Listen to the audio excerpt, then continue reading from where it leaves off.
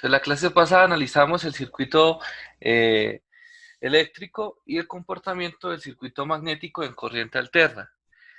Eh, de este análisis, pues hay que hacer dos aclaraciones. La primera, que de dicho circuito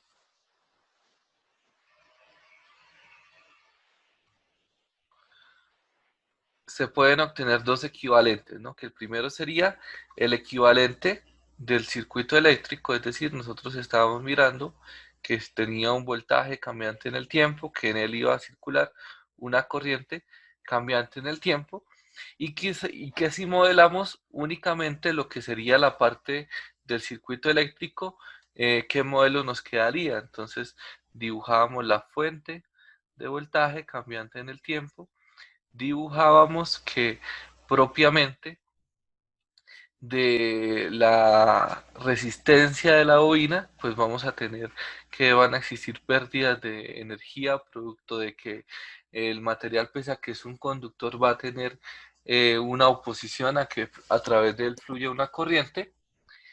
Y también modelábamos entonces el fenómeno de la inductancia. Entonces decíamos que se iba a presentar una inductancia y que en dicha inductancia pues se iba a presentar una FEN que también era cambiante en el tiempo. De esta ecuación planteábamos un LBK, ¿no? Y el LBK entonces nos quedaba de la forma que el voltaje en el tiempo iba a ser igual al voltaje en la resistencia más la FEN en el tiempo. Y resulta que si tomamos esta ecuación y la multiplicamos por la corriente, porque en este caso está circulando una única corriente que es cambiante en el tiempo, entonces, ¿qué tendríamos? Entonces, tendríamos que nos quedaría el voltaje en el tiempo por la corriente en el tiempo igual al voltaje en la resistencia por la corriente en el tiempo más la FEN por la corriente en el tiempo. Si nos fijamos, el producto voltaje por corriente nos va a dar, en este caso, dos valores cambiantes en el tiempo, nos va a dar la potencia instantánea, ¿no? Es decir, que aquí vamos a tener la potencia instantánea, que va a ser una función cambiante en el tiempo, que nos está expresando que en este sistema pues hay energía que se va a presentar de dos formas, ¿no? La primera va a ser unas pérdidas energéticas eh, en el cobre de la bobina, que estas son pérdidas de tipo eléctrico, y vamos a tener otra parte de la energía, pues que va a transmitirse en forma de energía magnética, es decir, esta fe inducida por la corriente, esto va a ser con características magnéticas, ¿no? ¿De qué forma se puede expresar la potencia magnética en este caso? Entonces, si nos fijamos, ¿de qué forma se puede determinar la fe? Entonces, si miramos esta ecuación, tenemos entonces que la potencia magnética se está expresando como la fe, ¿no? La fe en el tiempo por la corriente en el tiempo. Y si miramos la fe en el tiempo, ¿cómo se puede expresar? Entonces, por Faraday decimos que es n de phi de t, que multiplica a la corriente en el tiempo. Si analizamos el número de vueltas por la corriente, entonces es igual a la fuerza magnetomotriz, ¿no? Entonces la fuerza magnetomotriz por d phi sobre dt. Para expresarlo en términos de energía, entonces bastaría con realizar un despeje de esta ecuación, ¿no? Recordemos que la potencia es lo mismo que la energía con respecto al tiempo. Entonces esa energía magnética, despejando de esta ecuación el diferencial de tiempo que se reemplaza, nos quedaría que se puede determinar como la fuerza magnetomotriz por un diferencial de flujo y realizando una integración evaluada de 0 hasta el valor del flujo, entonces nos quedaría la ecuación definitiva para la energía, en donde nos dice que esta energía magnética, entonces va a ser la integral de 0 hasta el flujo de la fuerza magnetomotriz por un diferencial de flujo.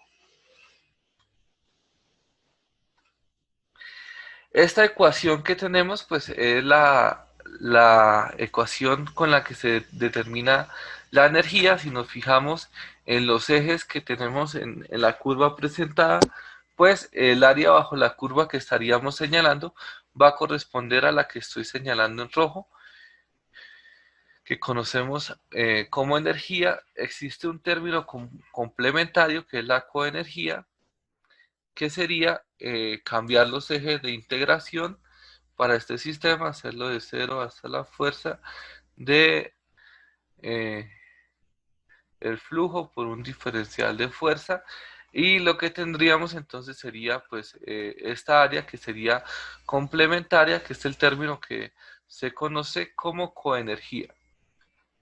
La coenergía físicamente no tiene ningún significado, no es que tenga un significado físico, ni siquiera pues tiene una interpretación que se le pueda dar. Simplemente es un cálculo complementario que se utiliza el subíndice prima para expresar la otra área y expresarlo con la integral convencional que estamos acostumbrados a ver.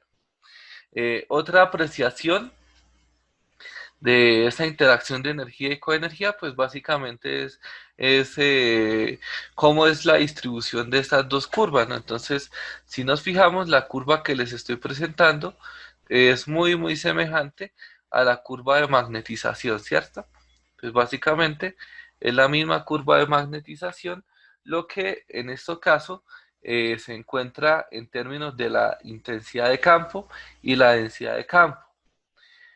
De este sistema, si se calcula el área de este segmento de curva, pues nos va a dar eh, una densidad de energía.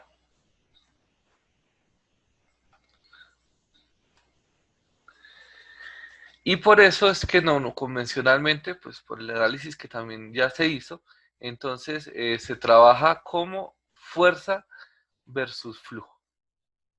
¿Por qué? Porque directamente entonces obtendríamos lo que sería la energía en este sistema. Eh, Normalmente la proporción de energía y coenergía es básicamente igual, y el resultado de la integral en muchos textos tendrían que la energía magnética es igual a un medio de la fuerza por el flujo, ¿no? Entonces, ¿qué nos indica eso? Pues básicamente, si nos fijamos todo el rectángulo, ¿cuánto tendría en área? Entonces el área del rectángulo va a ser igual a la fuerza por el flujo. Si están en igual proporción energía y coenergía, pues nos quedaría como un medio. Esta ecuación es bastante empleada y utilizada para los sistemas, e inclusive del análisis de energía se deriva otra ecuación que es importante. La ecuación importante es que la inductancia es igual al número de vueltas al cuadrado sobre la reluctancia. ¿Por qué es importante esta ecuación? Entonces, esta ecuación es importante porque con el análisis energético ya se hizo énfasis en que vamos a tener que en nuestro circuito magnético se va a almacenar cierta energía que es energía magnética, ¿cierto? Que toda la energía al final proviene ¿de dónde? De la fuente, que es lo que estamos expresando en este análisis, y que parte pues, de esa energía se va a disipar en pérdidas eléctricas y otro segmento se va a almacenar, ¿no? Del análisis de energía, entonces, se puede tener esta ecuación alternativa que tiene una demostración un poco más extensa, pero que me interesa un poco más la aplicación. Entonces, con esta ecuación les estaría diciendo que los circuitos magnéticos no únicamente se pueden emplear como máquinas, sino que también se pueden emplear como inductancias. ¿De qué forma? Entonces, yo puedo tener un circuito magnético que es muy convencional y bastante empleado en el mercado. Cuando ustedes miren o busquen una bobina grande, pues estas normalmente van a tener un núcleo de hierro y van a tener un espaciamiento de aire significativo, ¿no? ¿Por qué tienen un espaciamiento de aire significativo? Entonces resulta que en este circuito magnético la reluctancia que va a predominar va a ser la del entrehierro. Entonces, como la reluctancia que predomina es la del entrehierro, dicho valor pues va a ser fácil de calcular, ¿no? Porque entonces sería la longitud del entrehierro sobre la permeabilidad en el vacío por la sección transversal del entrehierro en este caso. Y entonces es fácil de calcular. Y solamente faltaría determinar cuántas vueltas debe tener la bobina para tener cierto valor de inductancia. Entonces es una forma muy sencilla y práctica de hacer inductancias y es una aplicación de todo lo que es el análisis energético. Bueno, entonces, ¿qué implicación tiene el análisis de energía que se hizo anteriormente? Entonces, si nos fijamos en el ciclo de histéresis, entonces en el ciclo de histéresis vamos a tener que esta primera curva, si señalamos el área bajo esta curva que nos va a identificar la energía magnética 1, difiere con la curva que se va a tener en la segunda parte del ciclo de histéresis, es decir, acá nos aparece una segunda cantidad de energía, voy a llamarla WM2. Entonces tenemos otra cantidad de energía, es decir, que en este ciclo de histéresis, en este segmento, pues acabó de ocurrir algo, ¿cierto? Que tenemos una diferencia energética, que ese delta de energía entonces sería la energía magnética 1 menos la energía magnética 2. ¿Qué implicación tiene esto? Entonces, en palabras y en términos más sencillos, la traducción de este análisis es que todo lo que está intermedio a este ciclo de histéresis es igual a pérdidas energéticas. Dichas pérdidas se pueden calcular como las pérdidas de histéresis determinadas por un coeficiente K1 que multiplica a la frecuencia y que multiplica a la densidad de campo máxima elevada a la alfa, en donde K1 y alfa son valores constantes. Es decir, que las pérdidas por el fenómeno de histéresis van a depender de la frecuencia, van a depender de la densidad de campo máxima con la cual esté trabajando el circuito magnético y adicional de las características magnéticas del material, reflejadas en los coeficientes K1 y alfa.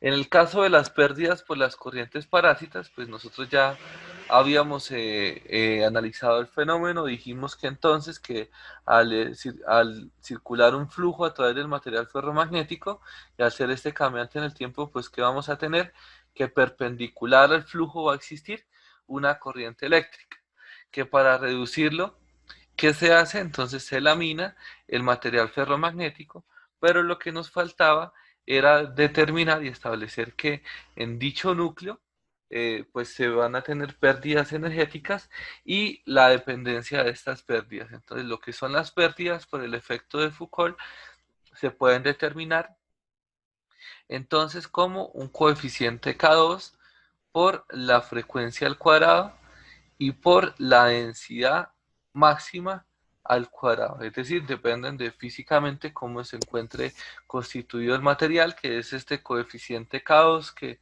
en realidad está más centrado en las trayectorias efectivas de corriente, la resistividad entre cómo se calcula, la frecuencia al cuadrado y la densidad de campo al cuadrado. Y entonces vamos a tener que al final nuestro núcleo magnético va a tener pérdidas en el funcionamiento en corriente alterna y que esas pérdidas pues va a ser la sumatoria de las pérdidas por histéresis más las pérdidas por eh, las corrientes parásitas que ya analizamos.